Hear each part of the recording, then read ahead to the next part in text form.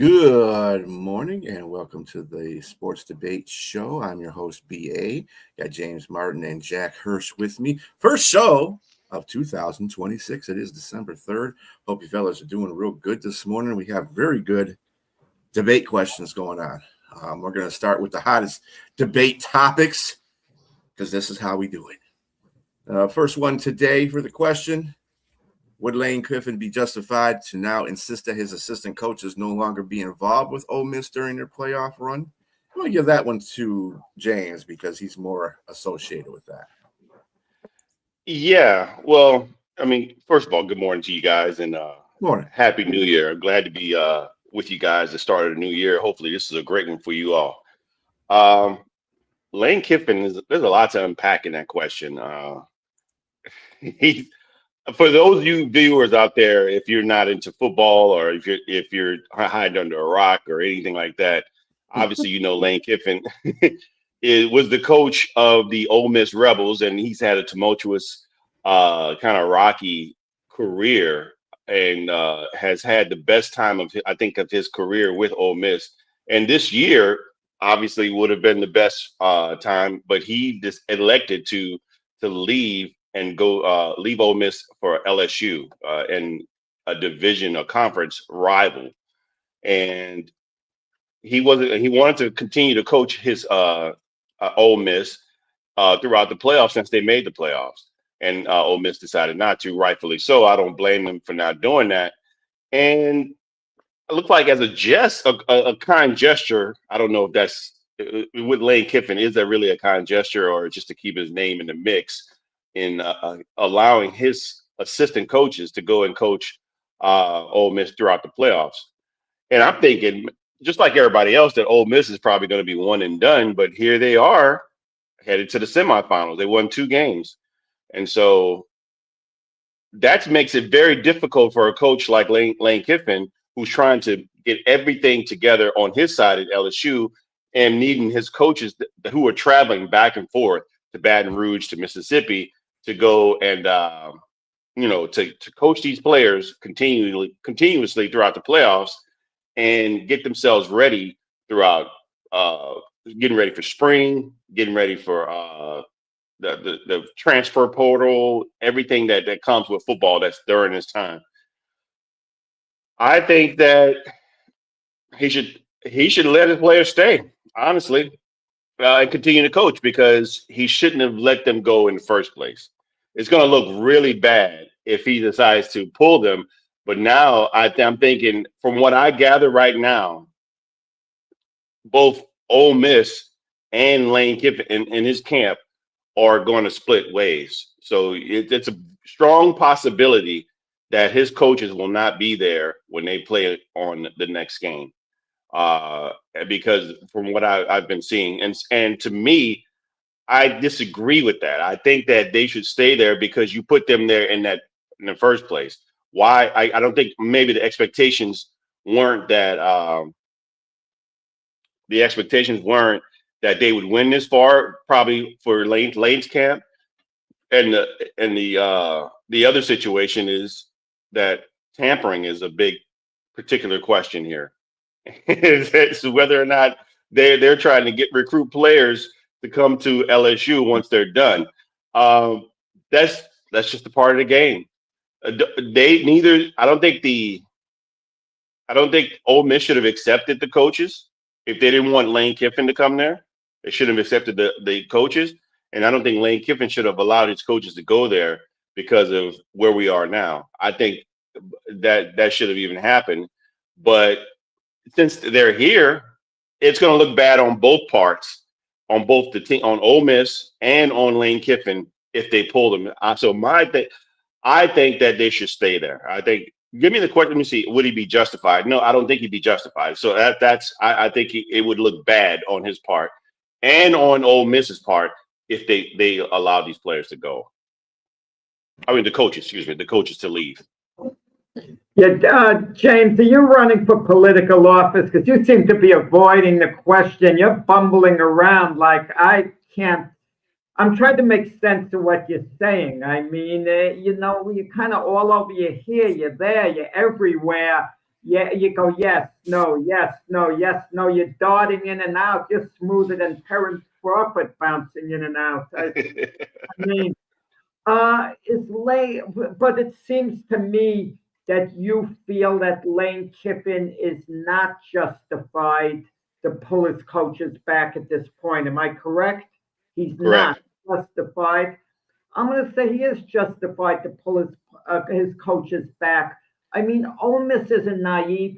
You mean to tell me Ole Miss couldn't anticipate this situation happening before the playoffs with the transfer portal? You mean they were completely asleep at the switch, Ole Miss? That's incompetence if that's the case. Either that or they had no confidence at all that their team could advance, that Ole Miss themselves thought they'd be one and done. Are they in la la land? It's transfer portal time. Call Lane Kiffin vindictive all you want. Call him the biggest blankety blank all you want, but this is business. The transfer portal's coming up. He needs his coaches there. Everyone has their coaches there at this period. So should he be the only one who's not?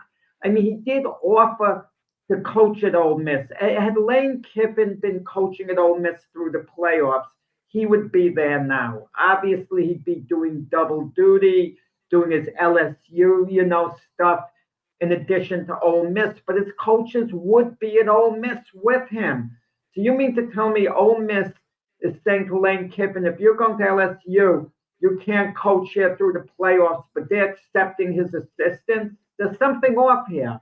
His assistants are gone. So why are they accepting them but not Lane Kiffin? Okay. So that to me, what you just said, you just fed into what I'm saying. If Lane Kiffin were coaching, would he have quit and walked away at this point in time because of what's going on? He wouldn't walk away. He'd be too vain for that.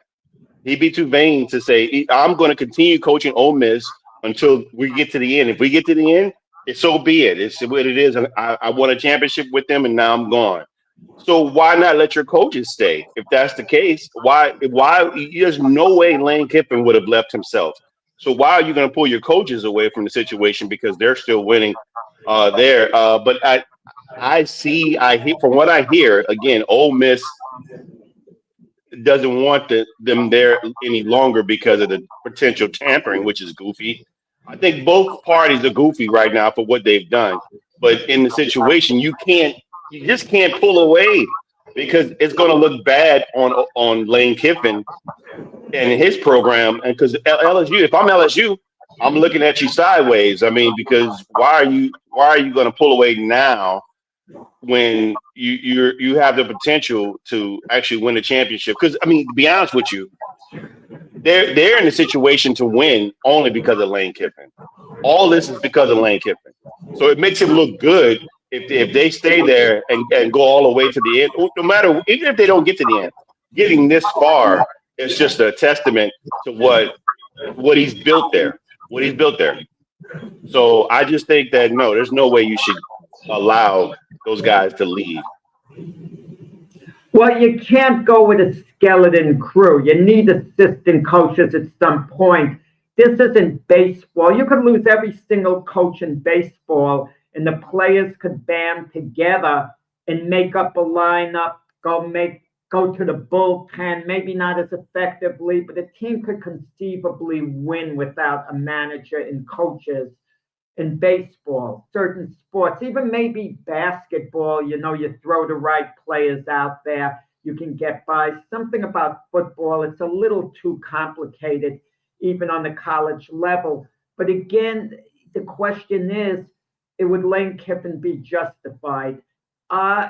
You can't say he wouldn't be justified because it wasn't agreed upon beforehand with Lane Kiffin what the deal would be as the playoffs progressed. I mean, what was agreed? Nothing was agreed upon with him in Ole Miss once he left. I mean, was it even discussed? It is discussed in a way, but discussed with his coaches. Okay, what was going to be?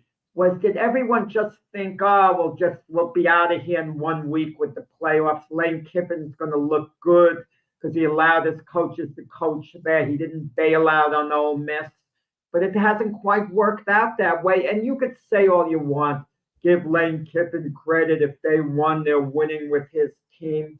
But believe me, the narrative is going to be, if Ole Miss goes all the way, we did it without Lane Kiffin. That's the mentality, right or wrong. I'm not saying that's the correct attitude to take. I'm just saying what the narrative is going to be. They're not going to be thinking, well, they so much won with Lane Kiffin as much as they're going to think we won it without him. I'm not saying that's the correct thing to think. I'm just saying that's what the narrative is going to be. And Lane Kiffin knows it. So he probably has mixed feelings. He could say all he wants. Oh, I'm rooting for Ole Miss to go all the way. They're my kids.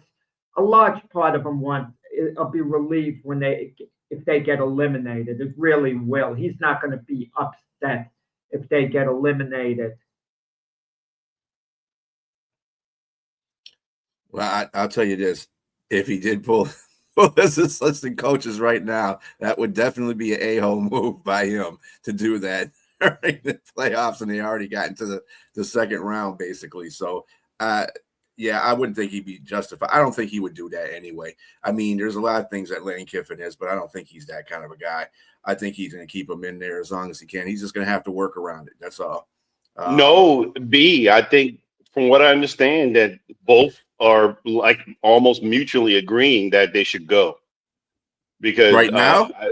Yes, because that's cool. Ole Miss is James. Who's going to coach for Ole Miss? Where they're getting assistance from? I don't know. I don't know. But yeah, the next home game, they're going to have people come out the stands and who wants to go? Yeah, I mean, it's important in football. I mean, it's important. Culture is important in any sport. Don't misunderstand me. More important in football. I know I coached on the high school level, and I once had an opportunity to coach football, to go for the job interview, the whole thing. I didn't want to know from it. I wouldn't have been qualified to coach football. I would have been lost. Basketball, baseball, you can coach those sports. Even bowling, you get a book, you read up on it. Football, man, that's complicated. Yeah, I mean, I'm pretty sure there are other guys like or other scouts or certain coordinators that passing game coordinators or whatnot that probably move up or in position to move up. But I don't know. I mean, I'm just telling you what from what I'm hearing is that Ole Miss is in the situation where the tampering is going on, and that's where their feelings are, is that they don't want this to go on any longer. But it's like you said, Jack. This is where you and I have to agree. I mean, they already knew this was going to happen when you allowed these coaches to come in anyway. You didn't think that was going to happen. You had to be blind to not think that. I mean, so whose fault is that? Isn't that the Ole Miss administration? They allowed the assistants to come back. But then again, where you're going to get assistance because of just about the whole staff, you stripped of that. What you're supposed to do, call up the high schools in the area for the football coaches? I don't know what the answer is. But there's no good answer, because ultimately we have to look at Lane Kiffin and say all this is his fault because he elected to go.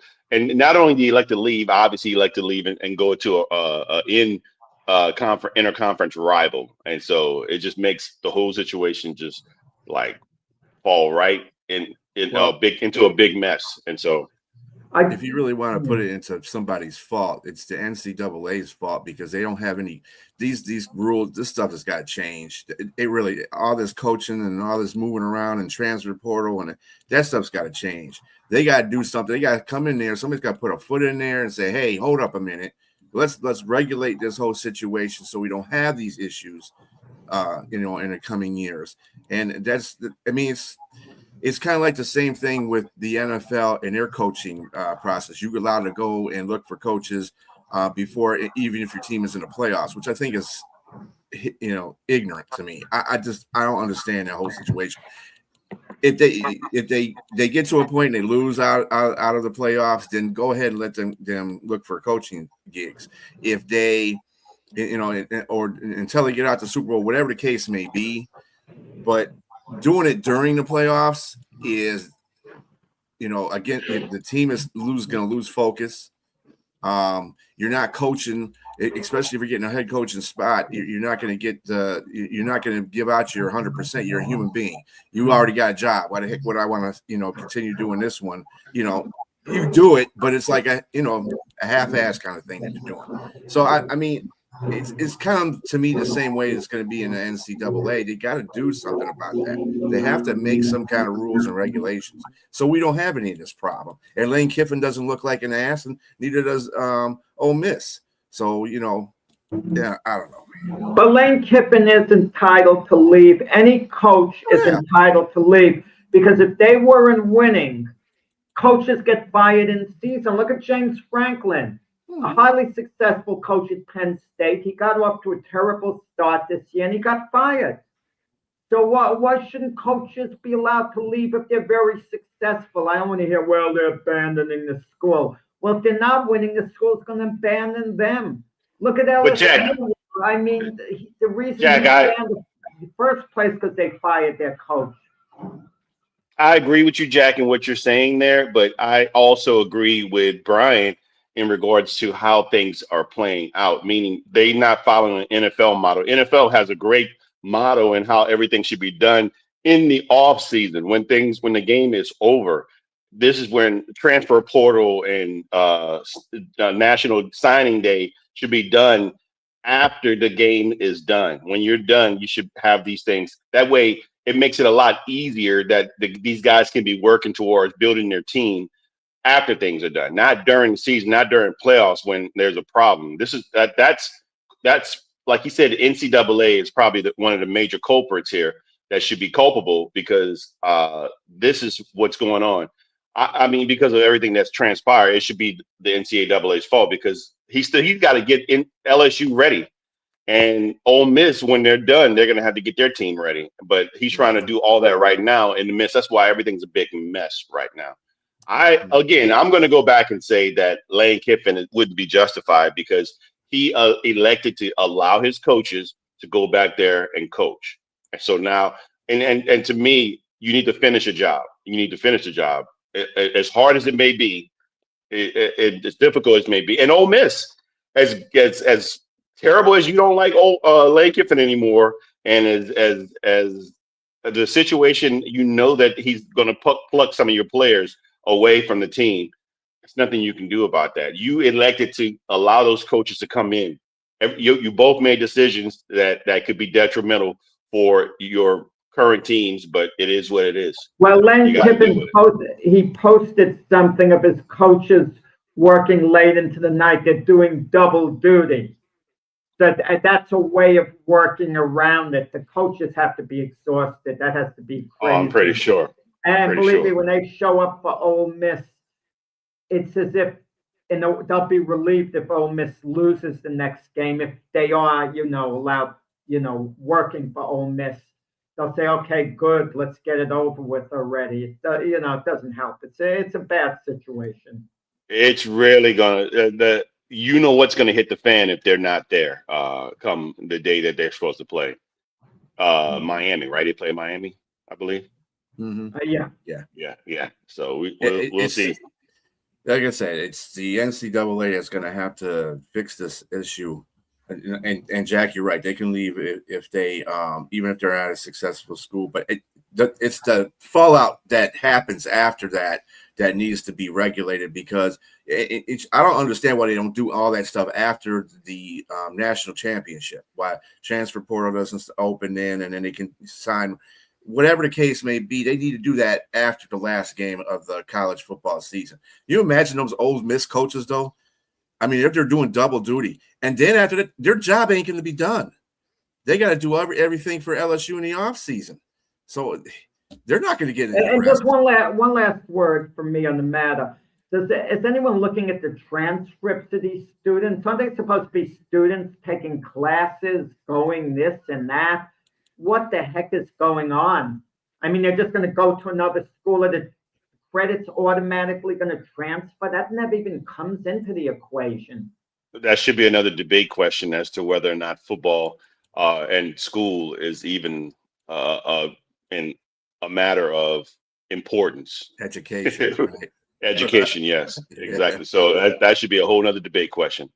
Well, it would be okay with me if my Jets, if the NFL had a transfer portal, a bunch of them, can take off. It's okay. It's kind of, college teams are kind of like pro teams that have schools built into their stadium, basically. That's what it is. Okay, next question.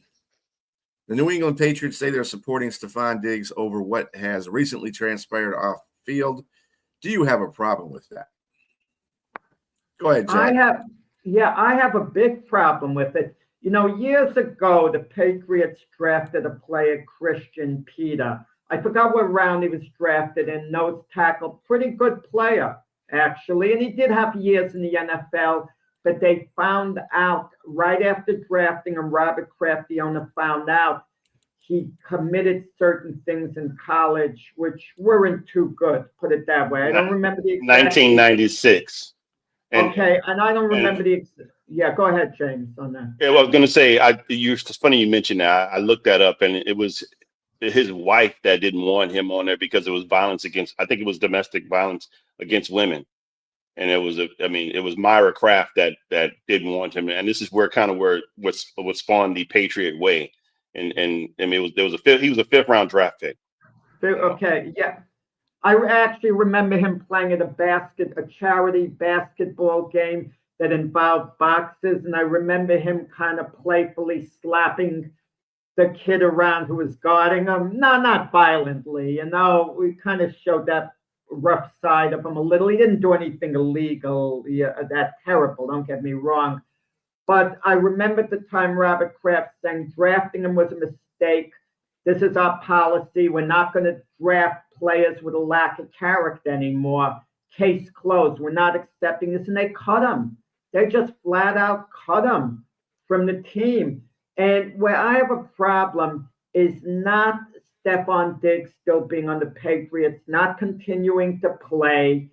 I have a problem with the word supporting him.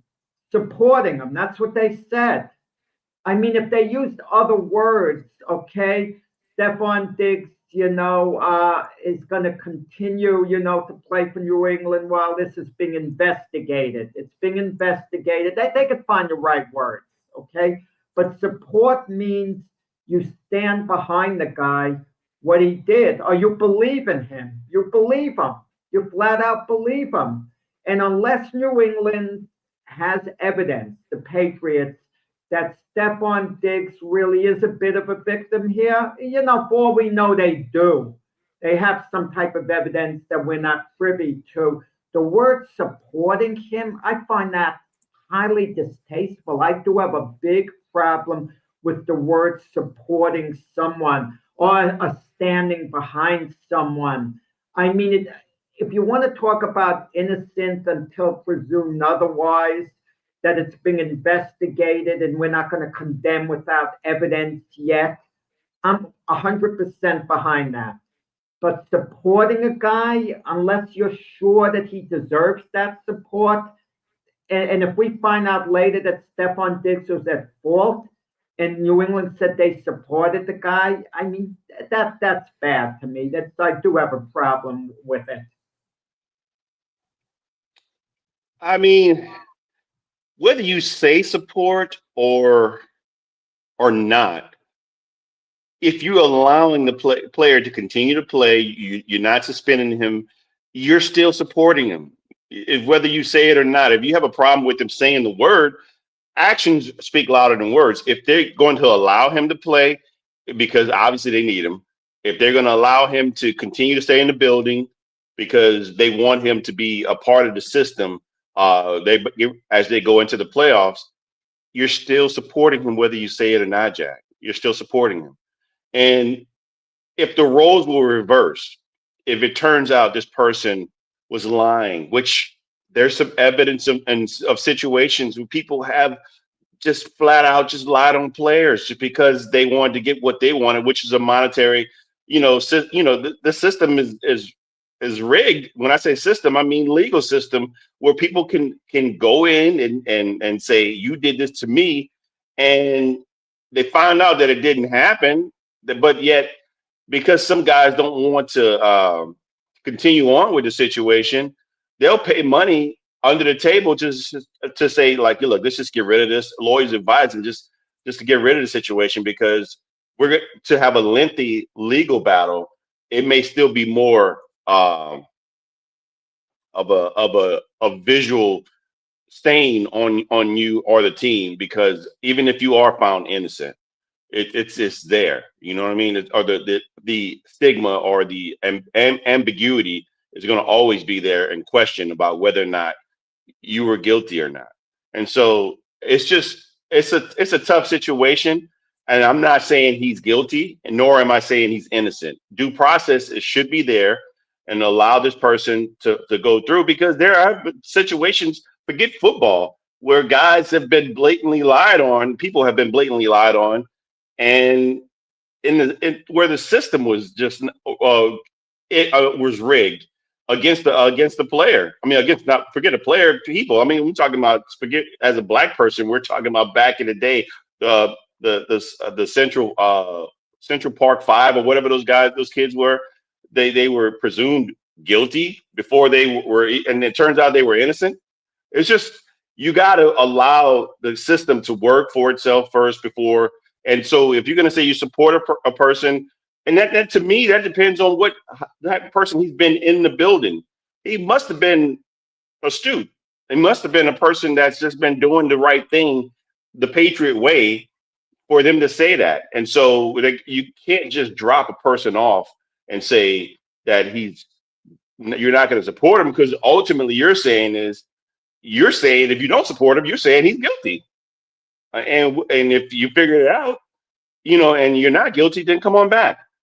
It's just, how does a player look at you then? And like, okay, this is how you treat me, and it turns out I was innocent of it, all this stuff, and then now you want me to come back and play for you? It's a tough situation, because unfortunately, if there's a victim there, in the lady, yeah, you don't want to say you supporting the person, but at the end of the day, if he's going to be in the building, if he's going to play, if you don't say support, you're still supporting him. So I don't have a problem with them saying it at all. I think that if you say you support someone, then you absolutely believe in their innocence. Look at the Duke lacrosse coach. While everyone was getting on the Duke players, presuming that they were guilty, you'd even see that, who's that woman attorney, Grace, what's her name, going on CNN, and she was vouching such hate against the Duke players, for supposedly raping the girl. And it turned out they were 100% innocent, but their coach, who said flat out, I support these kids, I know these kids, he gets fired. He gets fired from his job for supporting, okay? What's going to happen to the New England Patriot organization if Stephon Diggs, if it turns out that he is guilty and they said they support him? Nothing's going to happen at all. But you say, unless they have evidence, maybe they have evidence behind the scenes. And Stephon Diggs, let's be honest about it, I'll have to admit, is a bit of an easy mark right now because of his past, how he's acted in certain situations. A little incident early in the year with the picture taken of him, what went on at Buffalo, supposedly, tension with Josh Allen, working his way out of Minnesota.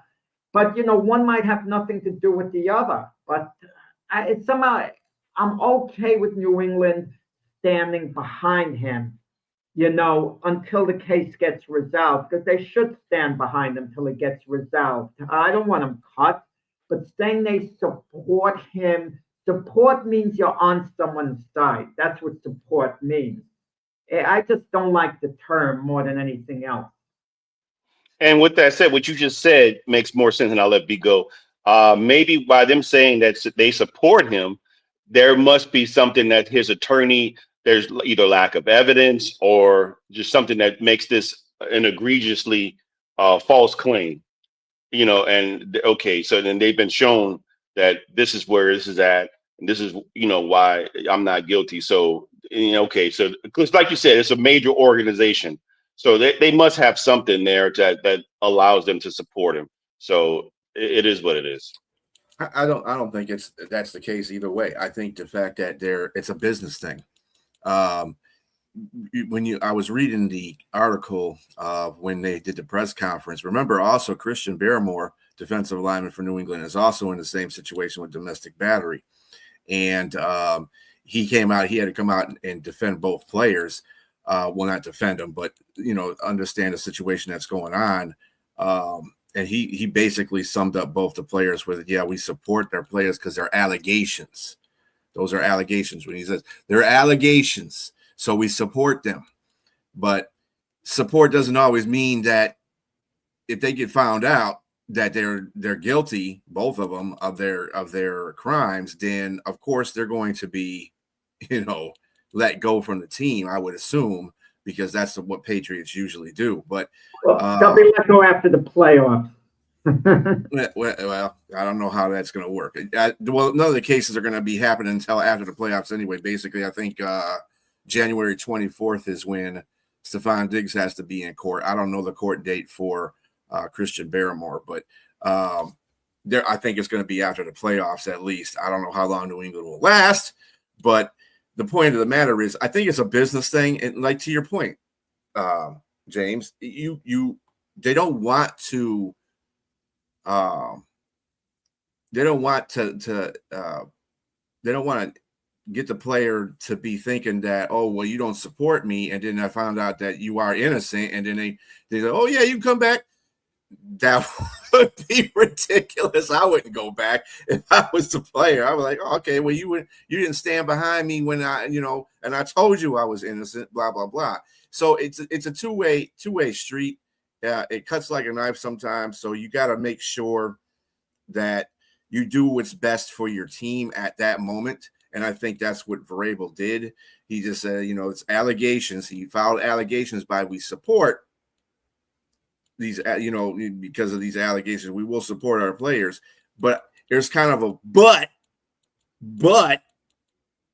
if you're guilty, see you later. So, yeah, I think it's just a two-way street for that situation. I don't really think the support is as heartfelt as you're making it, Jack, because, again, it's a business thing, and they don't want to alienate their players in this situation. So, yeah, I'm not – yeah. Good morning, Richard. All right. Next question. Does Eli Manning deserve to be inducted into the Pro Football Hall of Fame sometime in the next few years? We'll give it back to you, Jack, on that one. Yeah, I mean, he absolutely does. Maybe not this year, because you can't induct him ahead of Drew Brees. You can't induct him ahead of Larry Fitzgerald. I get all that. So when you have two slam dunk Hall of Famers, they go in ahead of Eli Manning. Is Eli Manning a slam dunk Hall of Famer? No. But slam dunk Hall of Famers are his brother Peyton, Tom Brady, John Elway, Dan Marino, Drew Brees, Aaron Rodgers, even Ben Roethlisberger. Those guys are slam dunk Hall of Famers. Eli's not a slam dunk Hall of Famer, but he is a Hall of Famer.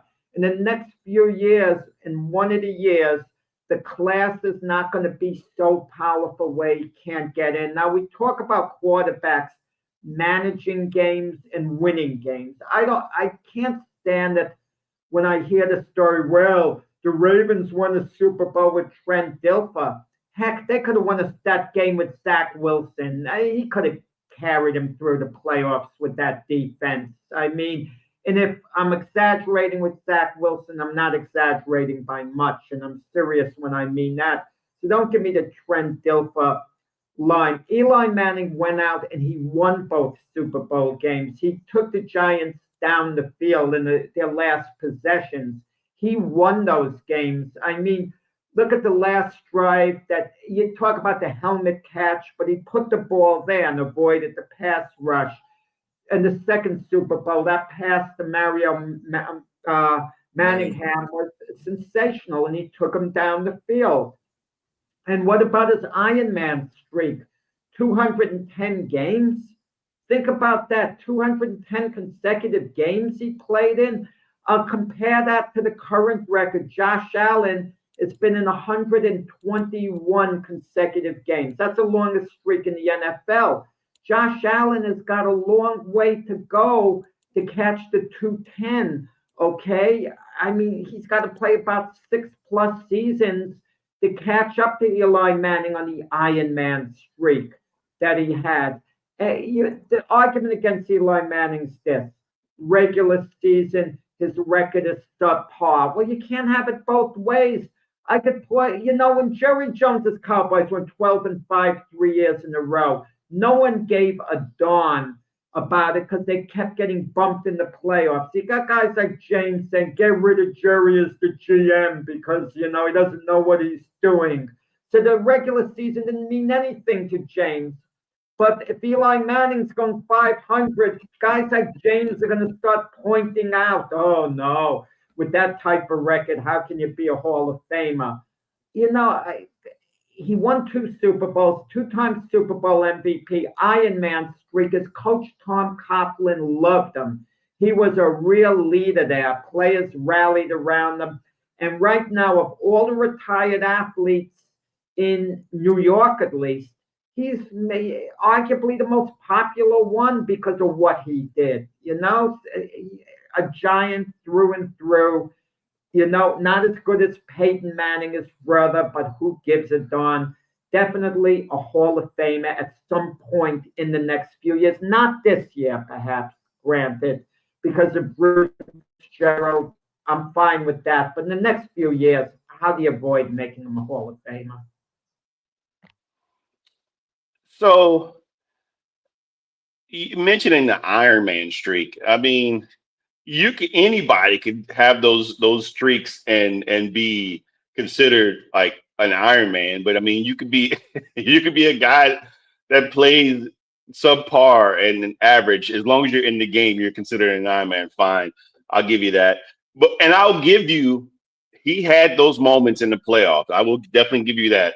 I mean, he threw that, especially 2011. I mean, he was 1,200 yards. He had 9 TDs to 1 interception. He was legit. Too legit to quit. But during the regular seasons, man, I mean, you're right. I'm going to have to say he was average, an average quarterback, and I mean, streaky. I think he ended up with 60% at 60.3 completion percentage for his career. And he's the toast of New York. I guarantee you, you win Super Bowls, you're the man. He's got 2 on his belt. You can't take that away from him. But man, I mean, it's going to take a few years to me, and it's not just because of the quarterback that you want to put in there. You mentioned Ben Roethlisberger. Yes, I think he's got to go in before him. Drew Brees. There's a couple other quarterbacks. I don't know if you mentioned or not. Obviously, Tom Brady will have to go ahead of him. And he's the Manning name that, okay, he almost had 2 more Super Bowls. He had 2 Super Bowls before his brother, before Peyton, and Peyton had a knock on him for not winning the big games. And he finally got to the big game. Tom Brady and the Patriots were in their way. They finally got to the big game in 2007. But it's hard for me really to say it's just quarterbacks that need to go in ahead of him. There's other guys that you can look back that have stellar careers that are other players that are not minus the quarterback position. We're talking about wide receivers, Torrey Holt. We talk about Reggie Wayne, guys like that. I wouldn't put Frank Gore ahead of him, but there's guys like that probably needs to be in. I even go as far as to say that as a slot that needs to go in ahead of him, that's way back in Lester Hayes. Even though he had the issue with the stickum, Lester Hayes was a standout cornerback and won 2 Super Bowls as a matter of fact, partly because of him. I really think a lot of guys, there's a lot of slots that need to be let in at some point. And to me, it's going to take a long time. Is he deserving of a Hall of Fame? Yes. I'm not going to take that away from him. I think he does, but I think it's going to take more than a few years. I think he's not a guy, like you said, not a slam dunk. But then at the same time, there's a lot of guys that weren't slam dunks that probably deserve to get their spot in ahead of him, because I just didn't see, like, again, it takes a team. That 07 team was mainly because of the defense. You said the helmet catch, fine, but the defense held the Patriot undefeated team to 14 points. So I just think mostly it was the defense that won that. Now the 2011, that was more him. He was clutch as I don't know what. I mean, it was an impressive Super Bowl win for them. That whole playoff run. But I just think that he had a lot of skewed numbers: 57,000 yards, 366 TDs to 244 interceptions is a bad ratio to me. 84.1 passer rating. He had his jersey retired to number 10, and he's in the Ring of Honor. That's great, but it's okay.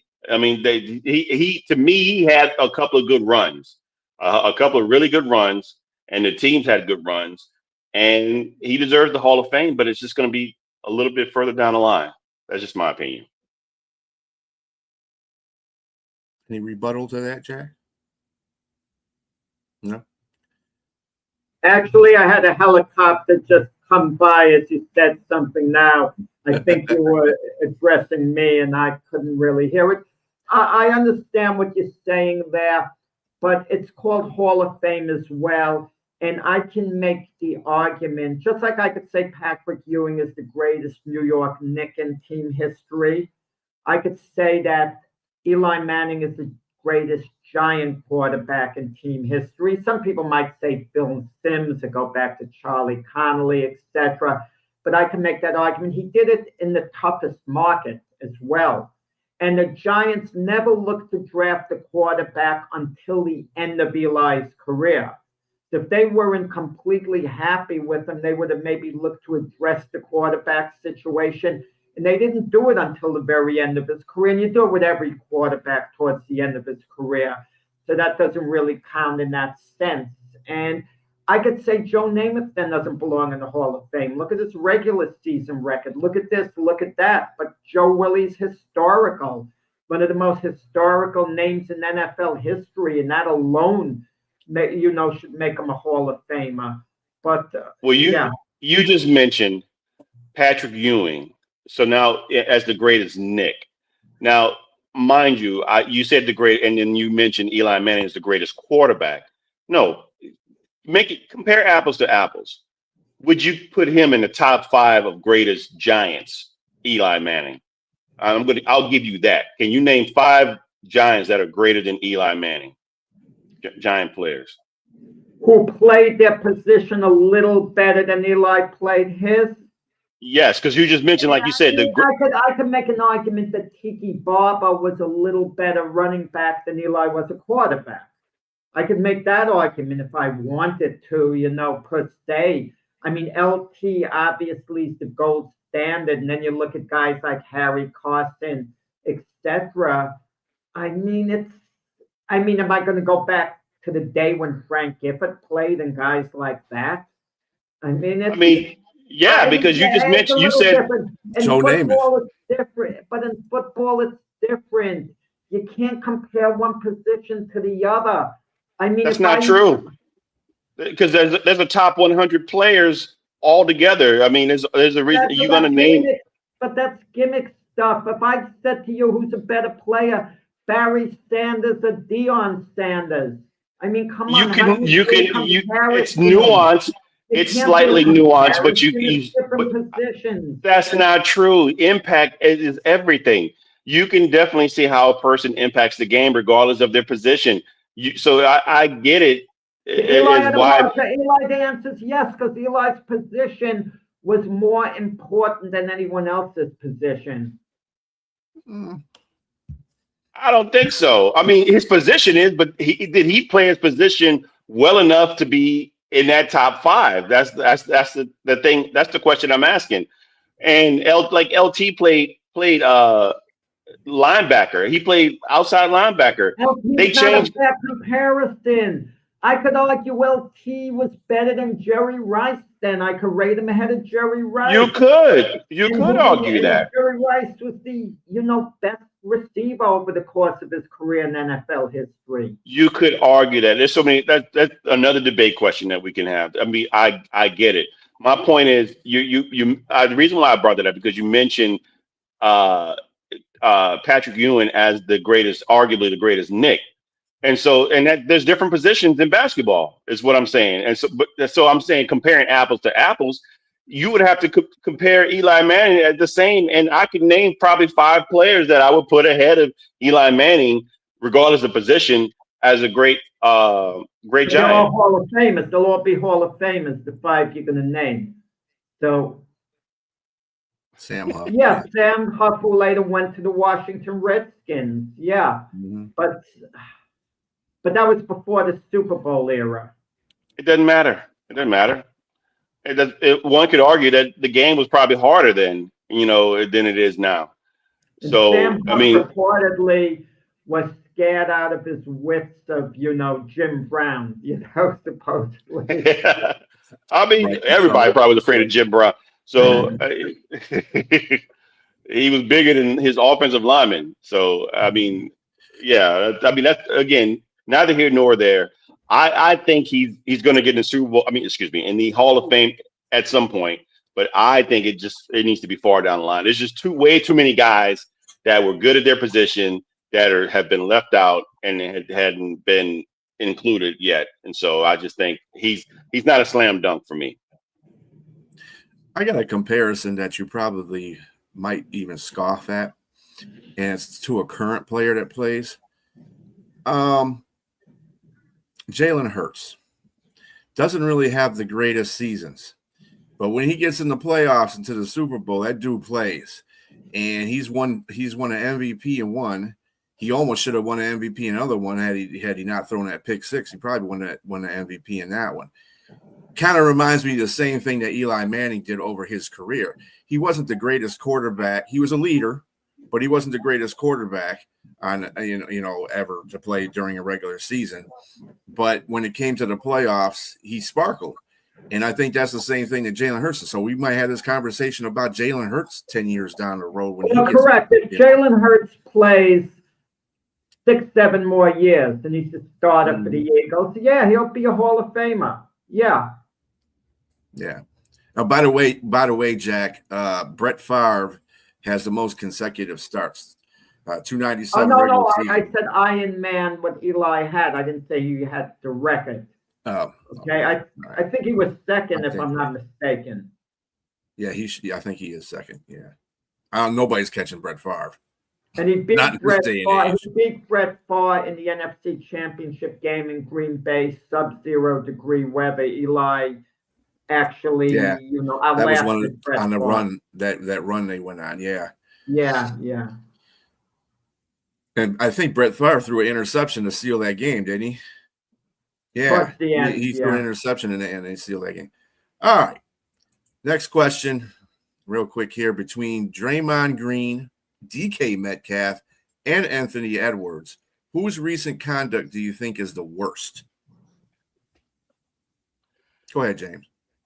Well, let's give context. Draymond Green and his coach on the sideline, as you know, Draymond can be controversial, but he got into not a scuffle, but a banter of words with the coach, and so that's not uncommon for him. It's not the newest thing. So that's what happened with him. In regards to DK Metcalf, if you're again sleeping under a rock, DK Metcalf with the fan walked over to a fan, got into a verbal discussion, a verbal altercation, and then hit the fan. And in regards to Anthony Edwards, if you again don't know for context, if you don't know what happened, he got benched, or the whole offensive or the team, the starters got benched with 8 minutes left, and he was scoring like 30 points, but they were down by like I think 30 or so points with 8 minutes left, and he walked away off the bench into the locker room and never to return. So for me, all those things are egregious. Everything that was done is just pretty much egregious. Draymond to me, it always seems to be a sign of disrespect, to whether it's to a player, to a coach, or to a ref. He just seems to be very disrespectful. DK Metcalf putting his hands on a fan is just out of line. You just can't do it. I don't care what someone's saying to you. And in regards to Anthony Edwards, that's one of the most immature things I've seen. That's to me, that's why he's not. Why they're not winning the way they should be, because there's some level of immaturity there. But of the three, I'm going to go with DK Metcalf. There's just no way you can put your hand on somebody. I don't care if somebody calls you the N-word. If somebody calls you something, there's that old saying, sticks and stones may break my bones, but words will never hurt me. If it does hurt you, you got to figure out a way. You got to go sit down and talk to somebody or something, because someone's always going to say something to you, especially if they know that it can get under your skin. It's just what it is. Trust me, I've been called any and everything under the sun, and I've wanted to get into verbal spats and maybe physical if it need be, But as you're growing up, you got to mature and understand, man. You got too many things at stake. You almost had 45 million not guaranteed. I mean, you're lucky that your team said that they're going to allow you to keep that. But they could have been detrimental to your livelihood, to your family's livelihood. And it still may be, because this is why I'm picking it, because you actually put your hand on somebody. Not only did it might affect your money, it affected your team. You're suspended. You're not being helpful in your team, and you're in a situation where you versus the Ravens, the Steelers versus the Ravens, is either win or go home. And them not having you is makes it a big possibility that you may not win. And not just that, later on, you just gave this guy money into his pocket. When you hit him, he just heard the cha-ching sound. He's going to go to civil litigation to try to get money out of you, and he's probably going to get it. Just because there's visual evidence that shows that you hit him. So somebody walking off, in regards to Anthony Edwards walking off the court, that could be fixed without having to be fined, without having to lose. You come back, you and your coach figure it out. Even the coach said, he's got to stay and support his team, but they'll figure that out. Draymond Green, I listened to Steve Kerr he was on what's the guy's name? Tom Tolbert, a former Golden State player. He has a podcast, and they talked about it. And even Tom said, you and Draymond are the same person when I played with you.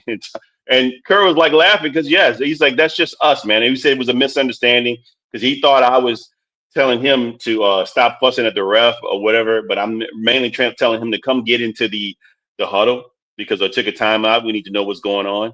And so they said some things to each other, and it just got out of hand.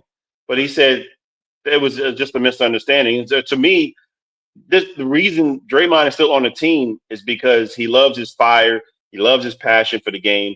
That's just who he is, especially at this point. That's why I didn't pick him number one. But DK Metcalf is my choice.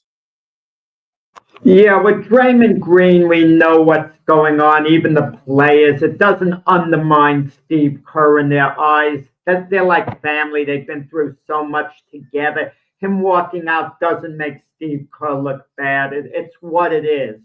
They get past it. Draymond is Draymond. He was wrong what he did, even though Steve Kerr took some of the blame. And DK Metcalf, okay, he hurt his team more than the other guys hurt their team because he had to miss last week. They may have won the game had he been in the lineup, and then they would have won the division. He may have actually wind up costing his team winning the division, but he wasn't disrespecting his teammates. There's a difference involved. He had an incident. He wasn't undermining his teammates directly or showing them any lack of respect. Anthony Edwards was, absolutely. Who the heck does he think he is, where the coach wants to empty his bench with his team down 29 points with a little over 8 minutes to go to give the other guys, the reserves, a chance to get into a game? And because it's in Atlanta and he has his family down there, where he's already played virtually the whole game and got 30 points. As you said, he decides he's mad because his coach isn't giving him a chance to score 40. So he just leaves. You know, he disrespected his teammates who were getting in the game. Through you guys, I'm leaving. How dare you substitute me? Completely unacceptable what Anthony Edwards did. That's the worst of the three guys. DK Metcalf is the most damaging to his team, but he was, again, it was separate from the team in itself. He went off to the side. He dealt with the fan. It was awful. He wasn't disrespecting his teammates at the moment it happened. Anthony Edwards absolutely was unacceptable. The Timberwolves should come down extra hard on him. You leave the bench, at least suspend him one game and let him know what the deal is. Disgusted with Anthony Edwards' behavior. Yeah, I mean Draymond Green. Yeah, I know Draymond Green. Steve Kerr dismissed him from that whole situation too. Told him to go back to the locker room. So that's kind of like that's Draymond. You say disrespect, but I don't really think he's disrespected because if that was the case, he wouldn't have done that.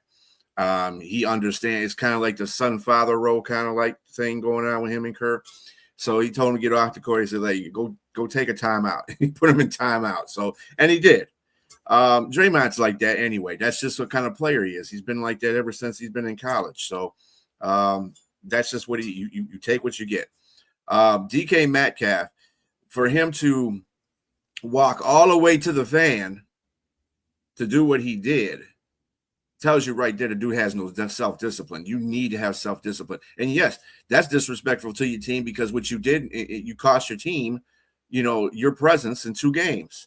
And 2 detrimental games too, because they should have beat Cleveland, but they couldn't beat Cleveland because they don't have their number 1 receiver out there. So I mean, you disrespected the team, in my opinion, just by doing that. And Anthony Edwards, that dude is just a man. He's got to get some help. That dude don't get any help, man. He's gonna be a quote. I don't mean to put it in the terms that's a violent term, but he's a loaded gun. Okay, that dude's gonna be. Somebody's got to settle his behind down sometime, and he's just being detrimental to his team. I don't know necessarily if he's carrying it off onto the off the field, but dude, you can't be doing that. You can't be doing that kind of stuff on a court. It is not pliable. You can't be doing that. Does anybody else have anything to input to this discussion? No, not really. We have very little time left. I understand it's going to hurt the Steelers in all probability unless they beat the Ravens. It's going to hurt them more than it's going to hurt the Timberwolves. The Timberwolves, it's not going to cost them a game unless they suspend Anthony Edwards a game and they lose that game. And even if they do, it's just a regular season game amongst many. So, but Anthony Edwards is supposed to be a leader on that team. And if you're on that team and you're getting in the game and he's leaving because they're putting you in the game, how's that supposed to make you feel? You're on his team, I'm coming in the game, and he's having a hissy fit because I'm coming in the game and he's leaving. How are his teammates supposed to feel? As you said, they have time to rectify that. In Pittsburgh, they don't have time at all. It's a situation where it's dire. Situation. Yeah. Well, it's different, but it's different. But the level of respect that he showed his teammates, what DK Metcalf did was worse. I understand that. It was worse to interact because that could have a devastating effect. But I just felt the level of respect shown towards his teammates, Anthony Edwards, was very distasteful. Yeah. On that note, thank you, Jack, for bringing us to the close there. On that note, we will be saying adieu to you. Michael, we got you, man. I got your question here. I'm going to copy it down so everybody can. Sorry we didn't get to it. Time limitations, but we will put that in here too. That's a very good question. Other than that, everybody have a great rest of your day. Join us tomorrow at 8 a.m. for the Big Football Show, at 8 a.m. on Monday morning for Keith and Jack on the Weekend Playbook, and at 7 o'clock p.m. for Jack and Frank on the gloved fist, and we'll have a special guest for you, Lee Grove, right? Lee Grove. Lee Groves, boxing Lee writer, boxing historian. right, He'll be on Monday night. Yeah. So we will see you then. Again, everybody have a great weekend and Happy New Year.